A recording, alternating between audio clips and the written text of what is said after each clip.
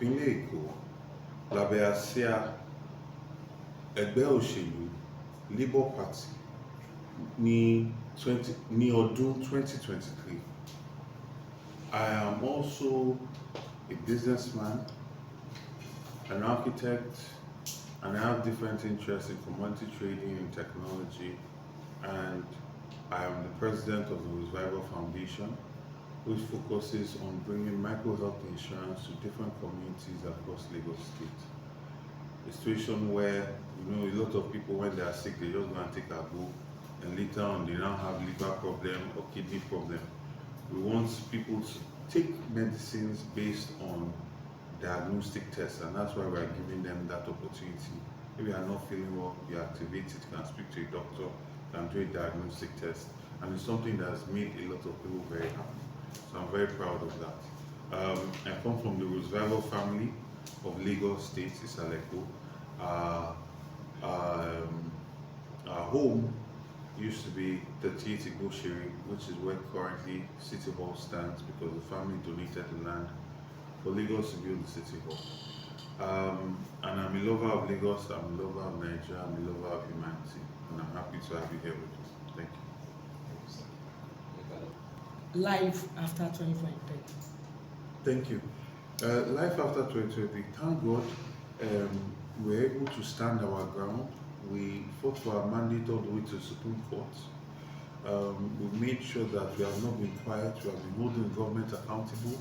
We are the ones that exposed how the current governor used 200 million of our Commonwealth to pay for his personal legal fees. We are the ones that also highlighted how the government has been using our money to pay for EPC events, highlighted the cost and the way that they are spending money on cars that cost 3 times what it actually costs in the marketplace. And we highlighted a lot of things that the government has done that have not been in the interest of the people. So we have not gone to sleep the way a lot of people say that politicians behave, where it's 6 months to election, they will come back out. We've been active. We have been engaging the government, and we have been doing a lot of community work. We've been building our base, engaging people that did not know us before. We have been looking at the mistakes that we made at the last election to get better and prepare better, so that we can be a better candidate for the people of Lagos. Thank you. So you are talking about proper Omeku Pataki. Then, sir. You are one. Yes, sir. Because you are from the real indigenous Lagos State. You are indigenous Lagos State. How did you try to imbibe the culture of Yoruba in your children, especially your family? Certainly. The Yoruba culture is one of the Omoluabi culture, which is integrity, which is being a man of your word, which is being a good person in general. Aside that, it's also about learning the language, understanding the language, and this is something that a lot of us in my generation, even up to today, a lot of children of people that are Yoruba are not able to speak Yoruba. Why? Because they're not spoken to when they're growing up, or they went to secondary schools or primary schools where it was called vernacular, and you get punished for speaking the language in school. So now there's an active effort for people to learn the language, and I'm teaching my children Yoruba, so that they don't have to deal with the things that I'm dealing with. And learning Yoruba in old age, it's always easier to learn when you're a child, when you're a baby, and you go with it. And thankfully, there are a lot of apps, there are a lot of books that we can use to do this. So it's very good. And also, it's also about knowing our history. Our history is one of greatness, and it's not just in the borders of Nigeria. The Yoruba language, the culture, Ifa, all these concepts are bigger than Nigeria. You go all the way to Cuba, South America, even back to ancient Egypt. All these things are connected to Yoruba culture. That's why it's not a mistake when they say Oduduwa came from the east. You look at the syntax of the Yoruba language and the syntax of the Kemetu, which is the ancient Egyptian language, the same words, the same pronunciation, the same thing. So we also have to look at our history outside of Nigeria, trace it back to great African empires, and that's something I'm very passionate about. Thank you. Speaking of Ifa that you just mentioned now, so are you assuring us that you're going to take all Yoruba, are you going to present Yoruba religions positively? There is nothing negative about it. The problem in life is that bad news travels faster than good news. You understand? If somebody does something bad today, this same afternoon, they will hear it all over Lagos. But if somebody does something good, the news might get out maybe in a week or 2 weeks time. The basis of Ifa, the probability, the odus, the negative, positive, that is the foundation of computer. That's the foundation of this phone that you are holding. A lot of Nigerians don't know. When the Europeans came and they understood all the probabilities, that is what they now used to code.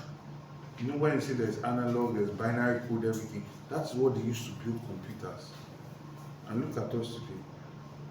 If the average mother, if she hears that her son is interested in Ifa, she will start praying. She'll start crying. She'll start saying that the child should go for deliverance. But this is something valuable that we have to explore.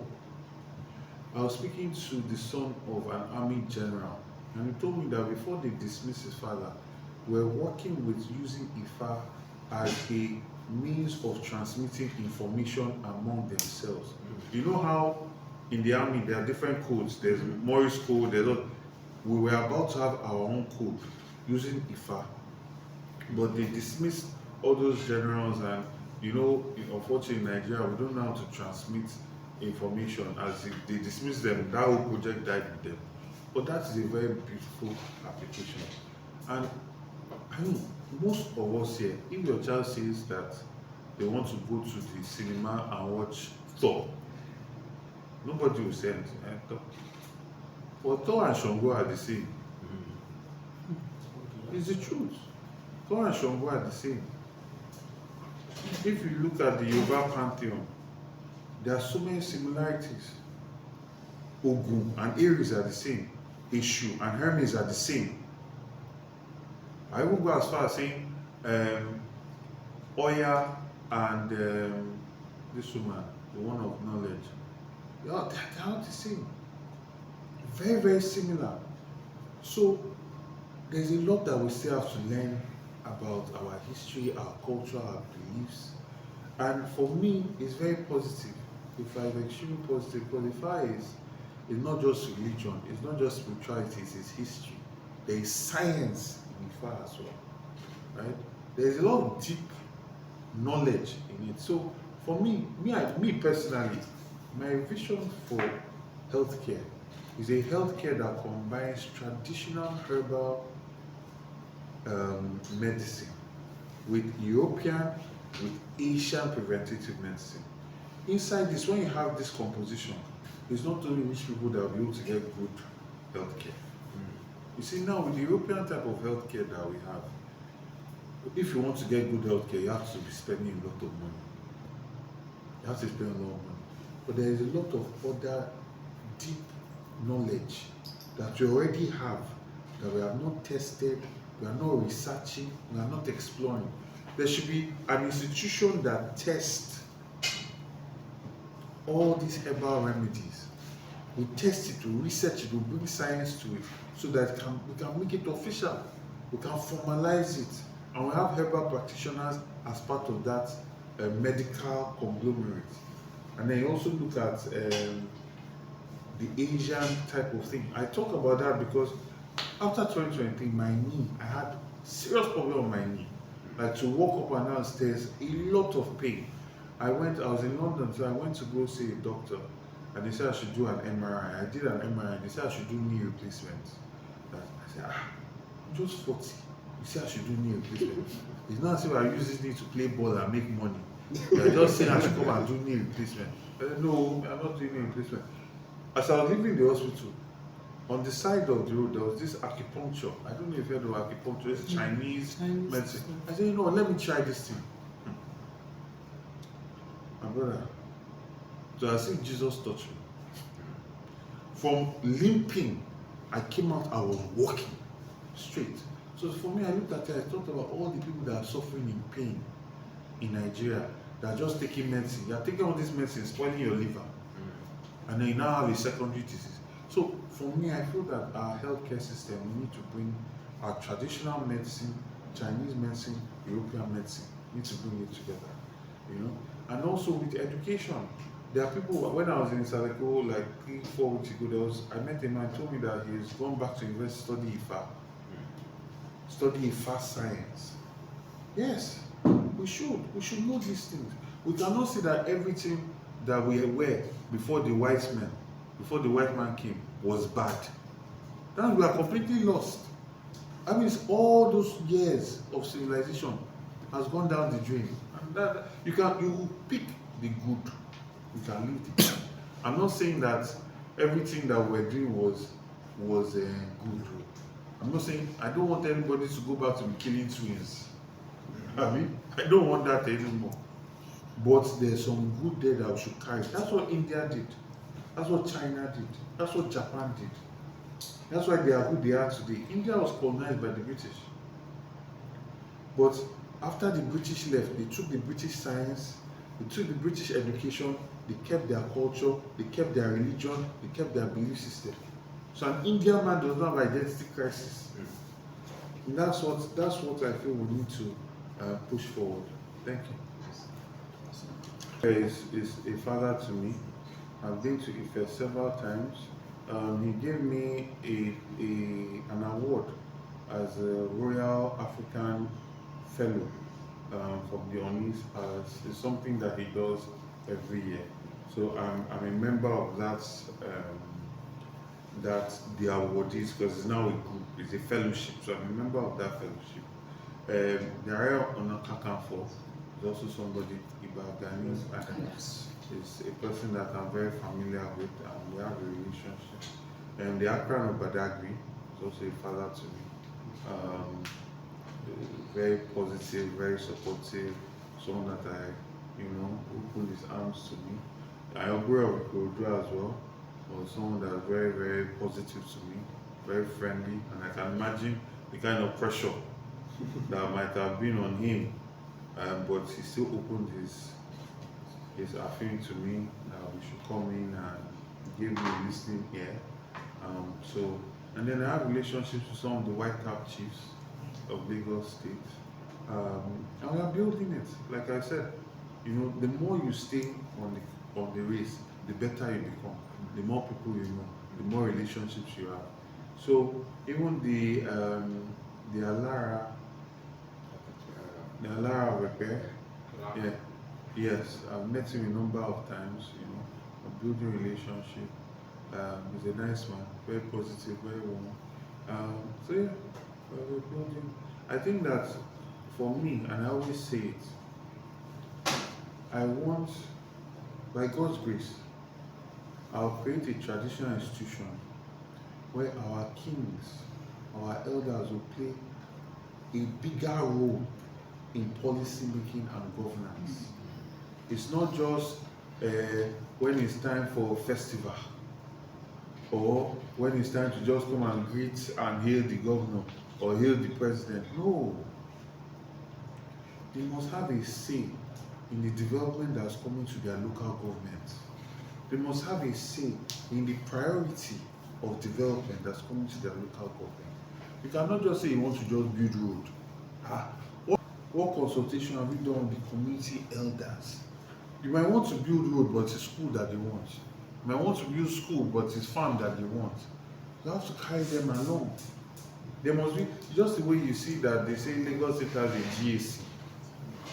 Which traditional ruler has a representative in that GAC? Think about it. That GAC, 75% of them are not from Lagos. I'm sorry, but it's the truth. When you move Baba Lucy, you move maybe another 3 or 4 people. Why should the Oba of Lagos not have a representative in that GAC? You can say that, okay, it's because it's a political thing. But the Governor's Advisory Council should not have to be a political thing. Because yeah, she used to advise the government. Eh? So why should it be only a group of people that can advise the government? You understand what I'm saying? So those are some of the things that I feel will be better, because the government will tell you that they are doing work, but people are not feeling it. A lot of people are not feeling it. Why are they not feeling it? Because they were not carried along. There is not enough consultation. They will announce, oh, we want to do, we are going to put this plan in one hall, and anybody that wants to put mouth in the matter should come to that hall and put their inputs. That is what they call community consultation. Community consultation is more than that. It's from the grassroots of the people that are going to do it. And then also, if we have traditional elders, traditional rulers involved closer with government, there are many things that should not happen.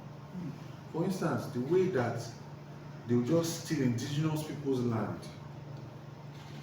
Dangote came out and said that he used 100 million to buy the land that he got in the Betuleki. Before that, the indigenous did not know that that's how much they used to buy their land. They did not benefit from that money. You cannot look at the Betuleki and say that the time that they collected that money, improvement happened in their community. The hospital there is over 20 years old. $100 million is a lot of money. Even if you want to chop that money, if you take $30 million and say you are spending it on infrastructure of Ibejuleki, schools, hospital, roads, inner roads, the people will feel it. If Dangote did not say that, nobody will know. So he says a lot. So those are some of my thoughts. Hey, thanks for watching this video. Subscribe on our YouTube channel. Subscription is free. You can call us on 0080 597807 for your event coverage. Thanks.